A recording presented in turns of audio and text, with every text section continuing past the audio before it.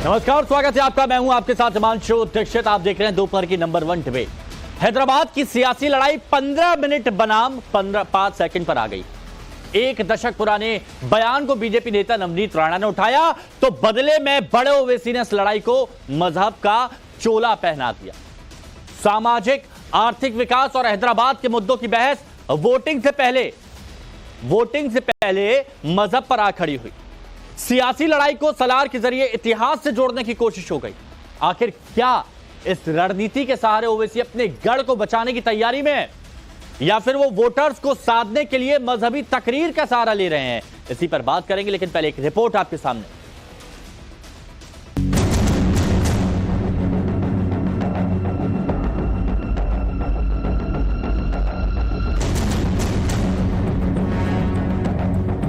ये हैदराबाद का जंगे मैदान है।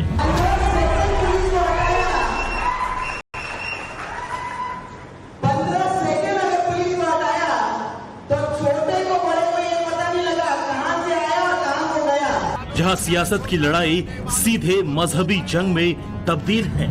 तुमको मालूम ही क्या है छोटा, क्या है नहीं मालूम तुमको। तोप है वो, बोर बच्चा है, सालार का बेटा है। भाई के बचाव में भड़काऊ भाईजान यानी कि AIM के चीफ असदुद्दीन ओवैसी का ये बयान इसी लड़ाई का धारदार हथियार है, जिसमें चुनौती है, ललकार है और खुली जंग का ऐलान है। वो MP साहिबा जो महाराष्ट्र से आके छोटे अरे छोटे को रोक के रखा हूं, छोटे को बहुत रोक के रखा हूं। अगर जिस दिन मैं छोटे को बोला कि मियां मैं जरा आराम कर तो तुम संभाल लो, फिर तुम संभालो।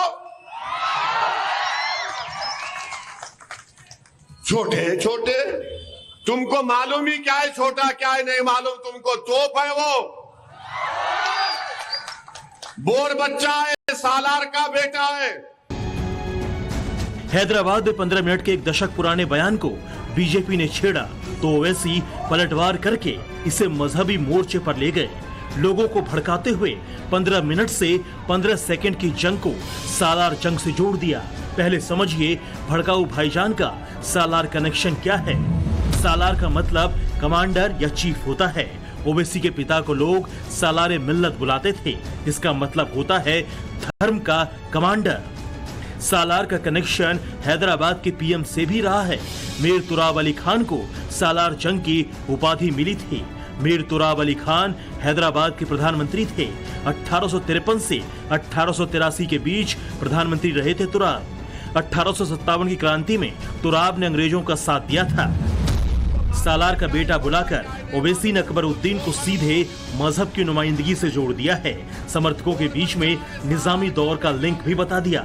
सवाल यह है कि भड़काऊ भाईजान क्या माधवी लता की चुनौती से इतने घबरा गए हैं या अब कट्टरता के सहारे हैदराबाद को जीतने का प्लान बना रहे हैं?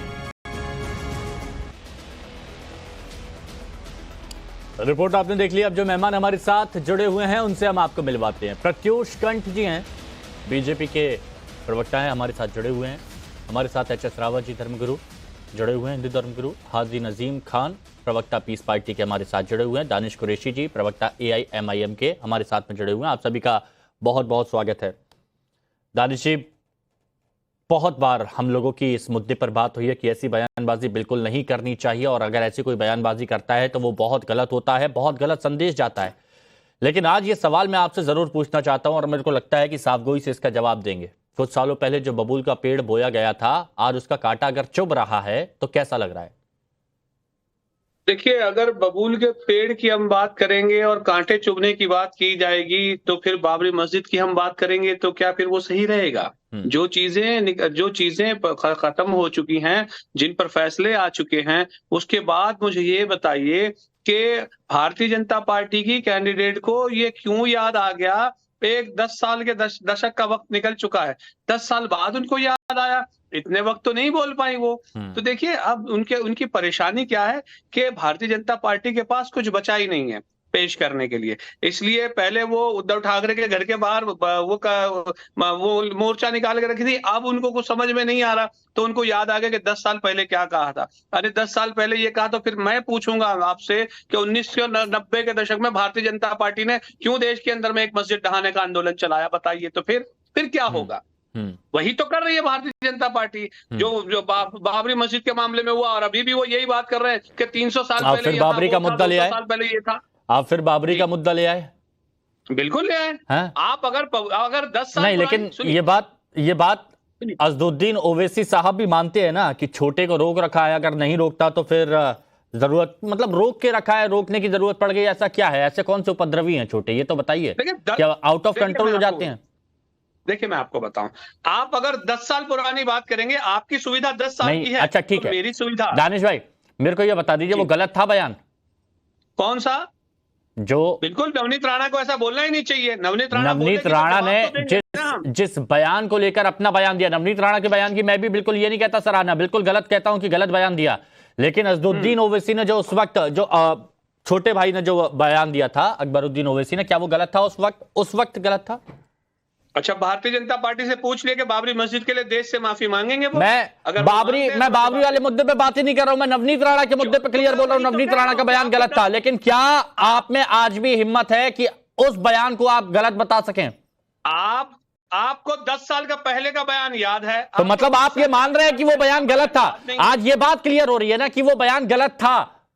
कौन सा? तो पूछिए इनसे, बाबरी मस्जिद के लिए नहीं, अरे बाबरी के लिए कहा है सुप्रीम कोर्ट से, उसमें पूरा फैसला आया। मैं तो ये कह रहा हूं कि अकबरुद्दीन ओवैसी की तरफ से जो भड़काने वाली बात की गई थी, और यहाँ जब कहा गया 100 करोड़ हिंदुओं का नाम लेकर कहा गया था, 100 करोड़ हिंदुओं का नाम लेकर के फैसला आया या नहीं आया? 100 करोड़ हिंदुओं का नाम लेकर के कहा गया था।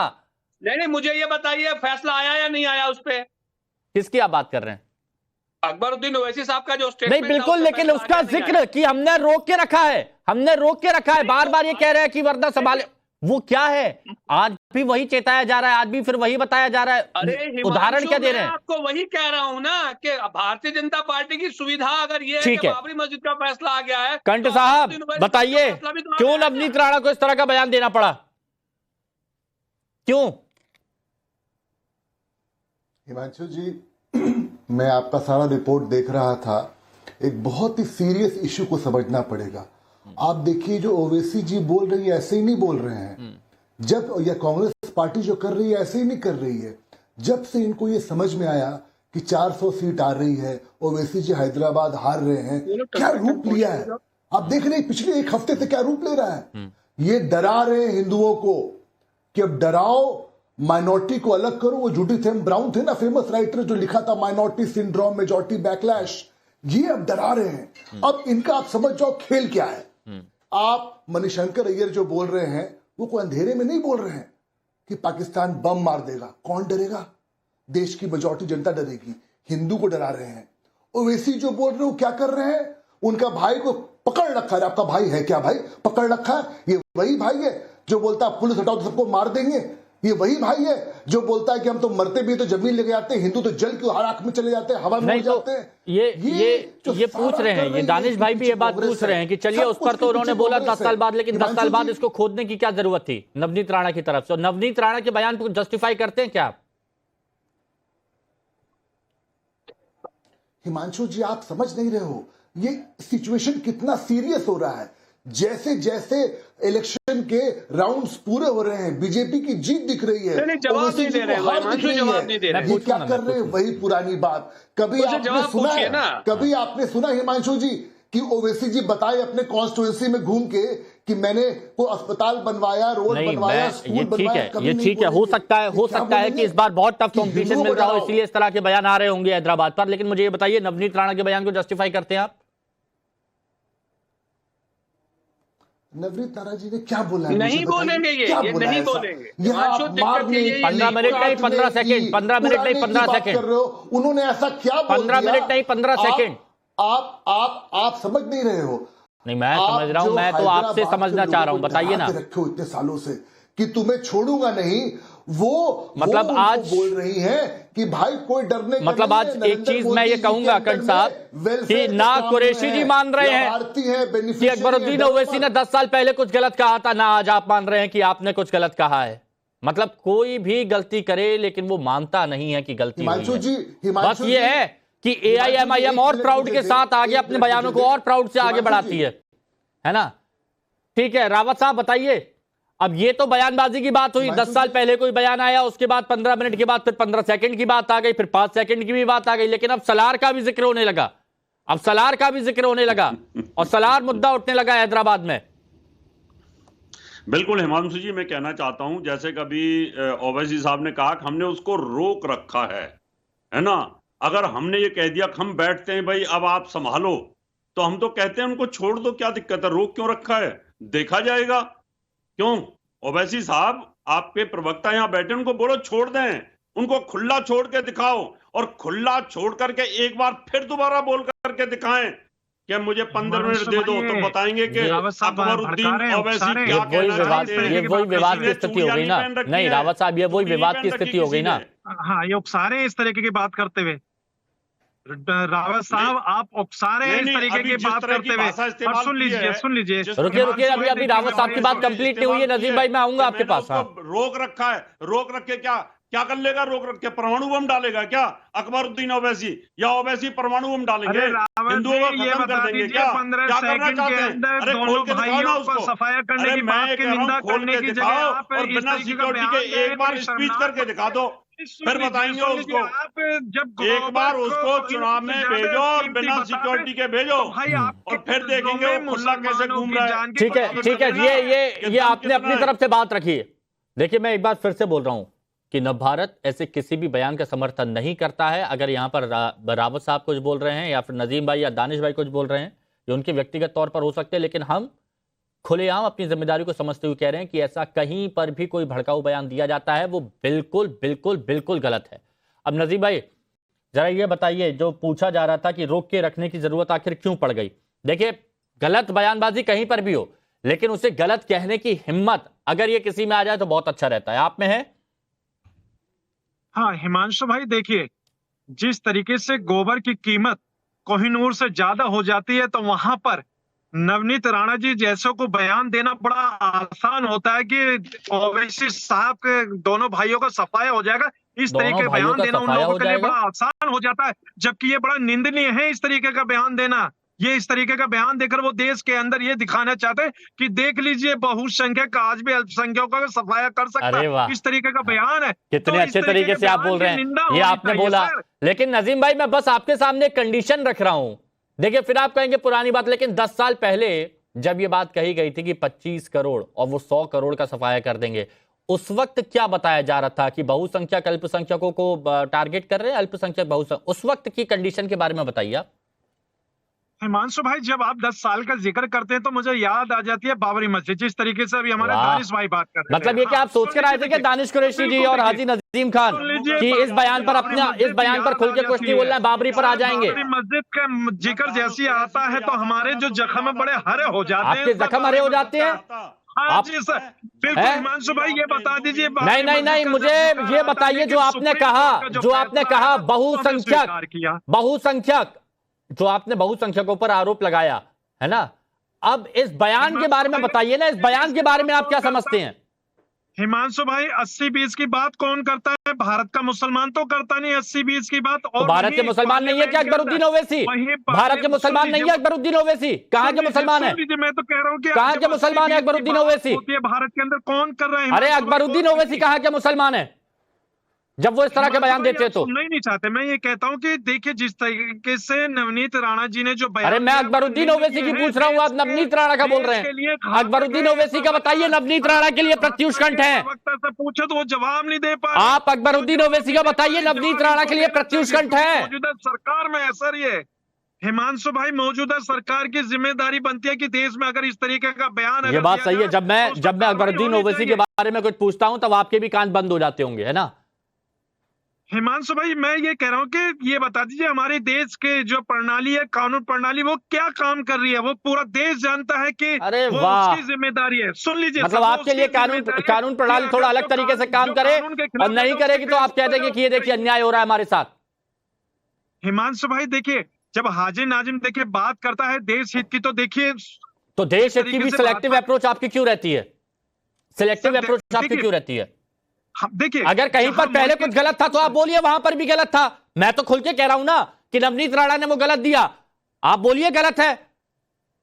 हिमांशु भाई आप बात तो सुन लीजिए। देखिए, आप बड़े सीनियर पत्रकार हैं, मैं दिल से रेस्पेक्ट करता हूं आपकी। तो सुन लीजिए, जहां मुल्क के वजीर आजम जब ये बयान दे दें कि हिंदू भाइयों आपकी जमीन देखिए मैं भी आपकी रिस्पेक्ट करता हूं, लेकिन आप जब मुद्दे पे बात नहीं करते तब मुझे आपको टोकना पड़ता है। जब आप मुद्दे की बात नहीं करते तो मुझे आपको टोकना पड़ता है और ये मजबूरी है। अब फिर आप मुद्दे की बात नहीं करेंगे, है ना? अच्छा दानिश भाई, मेरे को ये बताइए ना, ये अब सलार का जिक्र भी आ रहा है और इसको लेकर बीजेपी की तरफ से भी आरोप लगाए जा रहे हैं कि सलार शब्द का जो इस्तेमाल यहां पर किया गया है वो ये कि अब इसे धार्मिक चोला पहनाने की कोशिश की गई है और इसे धर्म से जोड़ दिया गया है। अब देखिए, सुनिए, मैं आपको एक बात बताऊं कि दरअसल सलार के जो माने निकल के आते हैं वो कमांडर के माने आते हैं, और सियासी कमांडर जो हैं, जो जमाने में सालार प्रेसिडेंट थे और उसके बाद अब असदुद्दीन ओवैसी साहब प्रेसिडेंट हैं। मैं आपको एक बात बताइए, देश में महात्मा गांधी को लकब दिया गया तो क्या धार्मिक आधार पे दिया गया? उस पे तो नहीं दिया गया। महात्मा का जो लकब दिया गया उसका एक तरीका अलग है। बहुत सारे लोगों ऐसे हैं जो दिए गए, लेकिन उसका मतलब तो ये नहीं है। और मुझे ये बता दीजिए कि सालार के मामले में अभी तक किसने कितना ऑब्जेक्शन उठा लिया? क्या कोई सलारे मिल्लत का ना, सलारे मिल्लत का हिंदी में अनुवाद बताएंगे? मैं थोड़ा कम है मेरे शायद। सालारे मिल्लत का मतलब होता है कि सालार का जो पूरी मिल्लत है, जो पूरी कौम है, उसका सालार मतलब उसका कमांडर। तो सियासी कमांडर तो है ही वो। तो वो धर्म हुआ है? वो धर्म हुआ, मतलब उसे धर्म के तौर पर कहा जाएगा? कमांडर नहीं है वो। सुनिए, मिल्लत, मेरी बात समझिए, यहाँ वो खिलाफत नाजिल है क्या? देश में लोकतंत्र नाजिल है, खिलाफत तो है नहीं। तो खिलाफत नहीं है जब, तो आप देखिए कि लोकतंत्र में अगर लोगों की बात की जा रही तो सालारे मिल्लत का मतलब तो अवाम निकल के आएगा ना। आपके कहने से तो कुछ होगा नहीं। लेकिन आपने भारतीय जनता पार्टी के नेता से नहीं पूछा कि आप ये बताइए कि जो मामला 10 साल पहले खत्म हो गया था। अरे मैं तो पूछा नहीं कि आपके सामने बताइए, जैसे आप जवाब नहीं दे रहे वैसे वो भी जवाब नहीं दे रहे। अब यहाँ पर देखिए, ना नजीम भाई ने जवाब दिया, ना आपने जवाब दिया, क्योंकि अपने दामन के दाग किसी को नहीं दिखते ना। अच्छा, मतलब बीजेपी के दामन के दाग नहीं दिख रहे हैं, ये मान रहे हैं आप? अरे मैं तो खुद कह रहा हूं नवनीत राणा का बयान गलत है, मैं तो खुद एक्सेप्ट कर रहा हूं इस बात को, मैं मान रहा हूं। अच्छा, और मैं तो कह रहा हूं बीजेपी को सोचना चाहिए। लेकिन आप इस बात को मानेंगे कि नहीं मानेंगे कि आप लोगों की तरफ से शुरुआत से गलती हुई है और आज भी आप ये कह रहे हैं कि रोक के रखा है, मैंने रोक के रखा है का मतलब क्या है? ये भड़काने वाली बात नहीं है। तो मैं ये कहता हूं कि भारतीय जनता पार्टी मुसलमानों से माफी मांग ले बाबरी मस्जिद पे। आप अभी मांग लीजिए।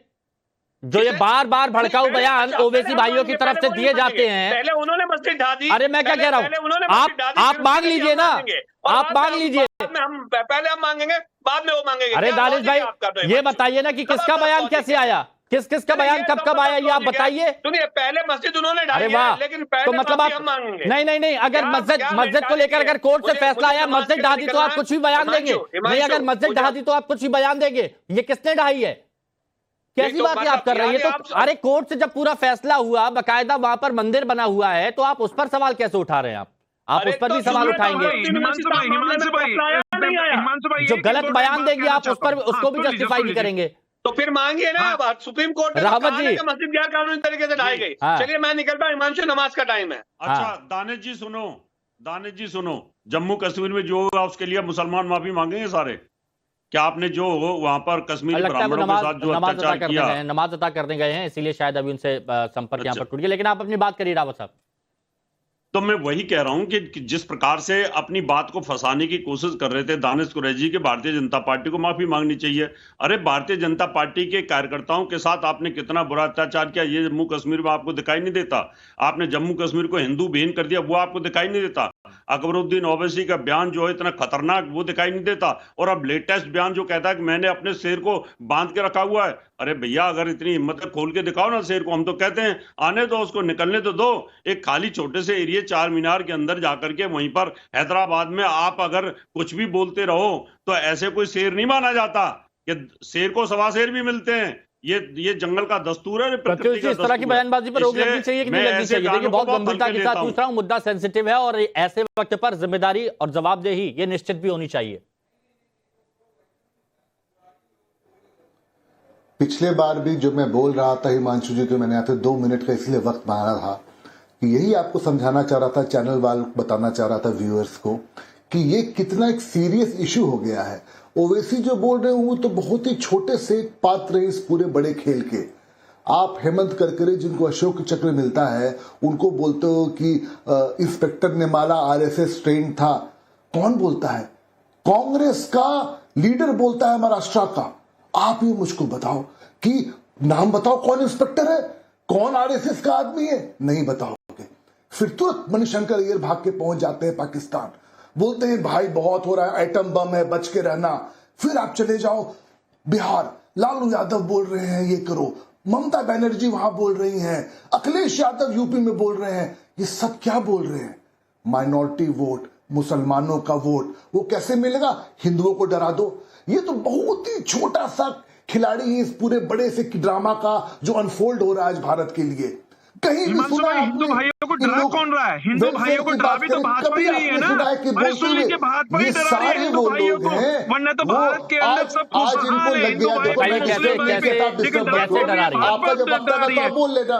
नहीं, इसको हाजी नजीम को आमने सामने ले आइए और जरा बताइए कैसे डरा रही है, क्या वजह है, क्यों वजह है? आप हाँ हिमांशु भाई बिल्कुल देखिए, अभी जिस तरीके से बात आ रही थी कश्मीर के 370 हटने के बाद, और ये कहा जा रहा था कि वहां से जो पहले हमारे भाइयों के पास हैदराबाद के छोटे से शहर का छोटा सा नेता है, विस्थापित कर दीजिए ना हिंदू भाइयों को।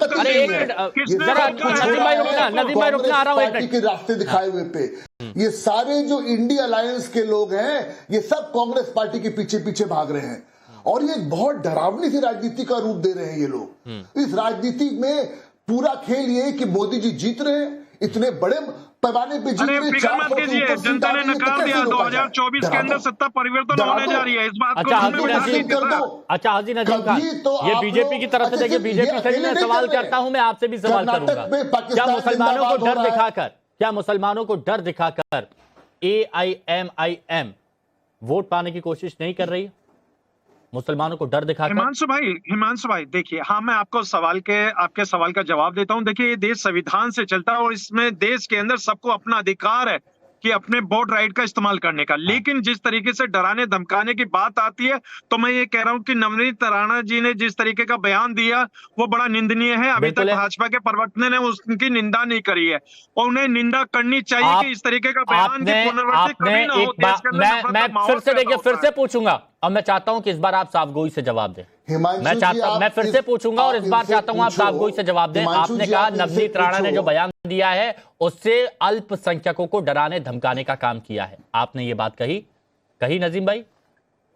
बिल्कुल नहीं, सुन लीजिए, मैंने अब मैं यही पूछ रहा हूं कि जब असद भाई ऐसे बयान देते हैं तो वो किसको डराते हैं? माहौल पैदा हो रहा है। जब असद भाई इस तरह के बयान देते हैं तो वो किसको डराते हैं? हिमांशु भाई देखिए, मैंने कहा कि हमारे देश की न्यायपालिका है, न्यायपालिका पे हमें आप सभी को विश्वास करना चाहिए और हम जब बात ओवैसी भाइयों की आती है तब न्यायपालिका पर भरोसा करते हैं, और जब बात दूसरे पक्ष पे आएगी तो वहां पर आप सीधे हमलावर हो जाएंगे। मानते हैं जो सुप्रीम कोर्ट ये सिलेक्टिव अप्रोच कैसे होती है आपकी? करते हैं हिमांशु भाई, देखिए जो न्यायपालिका में होता है उस पे हम यकीन रखते हैं और सुप्रीम कोर्ट का जो फैसला आता है उसको स्वीकार करते हैं। ये जो सुप्रीम कोर्ट का फैसला कहाँ स्वीकार कर रहे हैं आप लोग? खंडन नहीं कर पाए भाजपा के प्रवक्ता। रोक के रखने की जरूरत, देखिए मैंने रोक के रखा है, वो तोप है तोप, वो रोक के रखा है मैंने, वो तोप है तोप, और जिस दिन मैं आराम कर दूंगा उस दिन फिर संभालते रहना, इसका क्या मतलब है मुझे ये बताइए। हिमांशु भाई देखिए, हमारा चुनाव आयोग अभी है, चुनाव आयोग देख रहा है कि अगर कोई भी इस तरीके का बयान दे रहा है तो अरे ये यहाँ पर आप चुनाव आयोग पर आ गए, यहाँ पर आप चुनाव आयोग पर आए, बीजेपी ये कह देगी चुनाव आयोग पे, वो तो चुनाव आयोग देख रहा है। मैं ये पूछ रहा हूँ क्या ये बयान गलत है कि नहीं है जो ओवैसी भाई दे रहे हैं? इस बार हिमांशु भाई देखिए, बयान तो मैं बार बार इसी बात को कर रहा हूँ, जो 15 सेकंड में दोनों भाइयों का सफाया करने अरे की फिर वही बात कर रही है, तो देखिए मतलब आप बिल्कुल सुनेंगे ही नहीं। रावत जी क्या वजह है? ये वो सुनना ही नहीं चाहते मुस्लिम रावत जी, इनको सवाल समझ में नहीं आ रहा है या फिर ये बोलना नहीं चाह रहे? हिमांशु जी ये बोलना नहीं चाहते, ये बात को इधर उधर घुमाने की कोशिश कर रहे हैं। अगर ये बोलेंगे, ओवैसी भाइयों का डर है क्या? ओवैसी जैसे आदमी इनकी गर्दन दबाएंगे ना कहीं इनको या तो इनके खिलाफ फतवा जारी हो जाएगा या इनके साथ इनके ऊपर भी कोई ऐसा इनाम रख देंगे कि लाओ इनको उठा करके और इनको बंद करो टीवी पे बैठना। तो इनको डर है, इनको भय है, अपने आकाओं से भय है। और जो बड़े बड़े इनके नजीम रुकिए वाले लोग हैं उनसे इनको डर है। ये बोल ही नहीं सकते, ना दानिश कुरैशी बोल सकते, ना ये बोल सकते, कोई भी नहीं बोल सकता इनके अंदर कि उन्होंने गलत बोला है। अगर गलत बोलेंगे तो शाम को इनको अभी कॉल आ जाएगी, 1 मिनट के अंदर आपको उठा लिया जाएगा। इसलिए इनकी हिम्मत नहीं है, ये इधर उधर की बातें कर रहे हैं। ये भारतीय जनता पार्टी पर आरोप लगा रहे हैं, कभी आरएसएस पर आरोप लगा रहे हैं। अपनी बातों को बोलने की हिम्मत नहीं है। बाबरी मस्जिद को लेकर बैठ जाते हैं, जो सुप्रीम कोर्ट का फैसला है उसके ऊपर ये कहीं ना कहीं बातें करना शुरू कर देते हैं। नहीं, अब एक बात बताइए नजीम भाई, ये बात बताइए। अब ये हैदराबाद में ओवैसी भाई ये बार बार जो बयान दे रहे हैं वो गजनवी प्रेम दिखा देते हैं, औरंगाबाद का बार बार जिक्र कर देते हैं कि मुझे तो औरंगाबाद में दफना दिया जाए हैं। अब ये सालार का जिक्र यहां पर किया जा रहा है। ये बताने की क्या कोशिश की जा रही है, क्या समझाने की कोशिश की जा रही है? हिमांशु भाई सबसे पहले मैं ये कहना चाहता हूँ, औरंगाबाद भारत का हिस्सा है या नहीं ये बता दीजिए। नहीं वो तो है, भारत लेकिन औरंगजेब के प्रति इतना प्रेम। हाँ सुन तो लीजिए, जब औरंगाबाद जब भारत का हिस्सा है तो देखिए हमारा अपना एक अधिकार है कि हम भारत के अंदर जीते हैं, भारत के लिए मरते हैं और भारत के लिए शहीद होने का जज्बा अपने दिल के अंदर रखते हैं और भारत की सरजमीं पर ही जज्बा भी रखते हैं। सुन लीजिए रावत जी, देश में माहौल पैदा मत कीजिए, एक करके प्लीज। हम कहते हैं कि देश गंगा। एक मिनट, हाँ आप इनसे पूछ रहे हो, सेम रिकॉर्ड की तरह बजे जा रहे हैं, सेम बात बोल रहे हैं। कोई नई बात तो बताएं हम लोगों को। नहीं मैं तो नई बात बता रहा हूँ सर, मगर आपने तो अभी तक निंदा नहीं करी है। शर्म आनी चाहिए इस तरीके के बयान। प्रॉब्लम ये है, आप पूछिए हिमांशु जी कि ओवैसी जी ने कभी भी आज तक कोई वेलफेयर की बात की है कि मैंने हैदराबाद के लिए ये किया है? कभी सुना है आपने किसी भाषण में? नजीम भाई सुना है क्या आपने? उड़ा देंगे, नजीम भाई सुना है आपने? बंदूक है, कभी कोई वेलफेयर की बात सुनी है? साहब ने हमेशा देश हित कभी की भी बात बता दो करी है, मुझको। हमेशा देश को आगे ले जाने वाली बात करी है। इसमें अच्छा एक मिनट एक बयान दिया, सुनिए ना नजीम भाई सुनिए एक मिनट एक बयान दिया ओवैसी में, एक बयान दिया अकबरुद्दीन ओवैसी की मैं बात कर रहा हूं कि यहां पर ये देखो इनकी सरकार बनी, ये देखेंगे ये टोपी वाला है इसको गोली मार दो, ये दाढ़ी वाला है इसको गोली मार दो। ये बयान दिया, तो ये विकास की बात है, ये आगे ले जाने की बात है, ये कौन से शिक्षा रोजगार की बात है, जरा ये बता दीजिए हिमांशु भाई। ये बता दीजिए पार्लियामेंट के अंदर दानिश। अरे फिर वही बात, मैं आपसे जब सवाल सीधा पूछता हूं आप सीधा जवाब दिया करिए। कैसे आप मतलब आप मुद्दे पर कोई बात नहीं बोलते, सीधा जवाब आप देते नहीं है। कुछ किया हैदराबाद में? मैं तो कह रहा हूँ, अरे सुन लीजिए भाई, ये सीधा जवाब आप दीजिए। क्या ये बयान सही है गलत है? नहीं सुन लीजिए हिमांशु भाई, वो कहते हैं कि ओवैसी साहब ने हैदराबाद में क्या किया। खुद साहब कह रहे तो मैं इनसे कहता हूँ 70 साल के अंदर इन्होंने भारत के अंदर क्या किया? 2 करोड़ प्रतिवर्ष नौकरियां देने का वादा किया था आप लोगों ने। मुझे लगता है कि आप 20 करोड़ नजीम भाई आप किसी दूसरे प्रोफाइल पर बहुत ज्यादा के अंदर आपकी सरकार टाइट फिक्स होगी। नजीम भाई काम नहीं करा, आपको दूसरी प्रोफाइल ज्यादा जचेगी। यहाँ पर आप मुद्दे की बात नहीं करते, दूसरी प्रोफाइल आपको ज्यादा जचेगी। रावत साहब, ऐसे बयानों से चुनावों पर कोई इंपैक्ट पड़ेगा? बिल्कुल पड़ेगा। जब इस तरह के बयान देंगे तो एक कहीं ना कहीं मुसलमान वोट बैंक है वो तो एक तरफ होगी ना कहीं, और वो अकबरुद्दीन ओवैसी को उसका बेनिफिट मिलेगा, दूसरी पार्टियों को इसका बेनिफिट मिलेगा। तो बीजेपी भी क्या ऐसे कर रही है? नवनीत राणा भी यही कोशिश कर रही है क्या? नहीं, उन्होंने तो क्रिया की प्रतिक्रिया में बोला है। पहले अकबरुद्दीन ना बोलता तो उनको बोलने की जरूरत क्या थी? अगर नजीम खान नहीं बोलेंगे कुछ भी तो मैं क्यों बोलूंगा? अब नजीम भाई अचानक जोश आ गया नजीम भाई को, लेकिन जब पूछता हूँ रावत जी आप लेंगे अकबरुद्दीन ओवैसी, नजीम भाई अकबरुद्दीन ओवैसी, चाहता हूँ कि भारत के मुसलमान अकबरुद्दीन ओवैसी के इस बयान अकबरुद्दीन ओवैसी नजीम भाई होती है तो क्या जिम्मेदारी लेगी भाजपा सरकार? ये देखिए, या रावत जी ये बता देखिए, दीजिए। नजीम भाई किसी और मुद्दे पर अचानक से उनमें जोश आ जाता है, लेकिन जैसे ही एक नाम आता है अकबरुद्दीन ओवैसी, तो नजीम भाई अचानक से मुद्दा डाइवर्ट कर देते हैं, चेंज हो जाता है। ऐसा क्यों? हिमांशु भाई, मैं तो ये बहुत कह रहा जल्दी, हूं मेरे कि को ऐसा क्यों लग रहा है कि भारत पीस पार्टी प्रवक्ता की जगह मैं आपको बोलूंगा बहुत सिंपल सी एआईएमआईएम के बात है। प्रवक्ता थोड़े दिनों बाद। सुन लीजिए सर, बन देखिए जाएंगे जब कुछ दिनों में। देखिए सर, मैं कुछ पीस दिनों पार्टी में का बन प्रवक्ता जाएंगे। हूं, लेकिन देखिए अपनी मैं पार्टी का विलय ओवैसी कर साहब लेंगे। के बारे में इसलिए अपनी बोल रहा हूं, पार्टी का ओवैसी विलय साहब बहुत करके अच्छे इंसान है, अकबरुद्दीन के हमेशा चरणों देश में हित की जाएंगे। बात करते हैं सर, तो इसमें मैं कौन ओवैसी सा के बुरा चरणों में कहता जाएंगे हूँ सर? मैं वहां पर। जब देखिए देखिए, सुन लीजिए अब रावत ये जी, जब आप मुल्क के वजीर आजम सुनिए के ना, बारे इन में जब अच्छे आदिल इंसान से आदिम बोलिए, कह सकते, इन अच्छे अगर इंसान मुल्क से के बोलिए, वजीर थोड़ा आजम ने अच्छा मुद्दों काम पर करा आए। तो मैं तारीफ करता हूं अच्छा उनकी। सुनिए ना, आप अपने इन अच्छे इंसान से बोलिए, थोड़ा सा मुद्दों पर आए, मुद्दों की बात करें, मुसलमानों की तरक्की की बात करें, देश की तरक्की की बात करें, तो बहुत ज्यादा बेहतर होगा। बहुत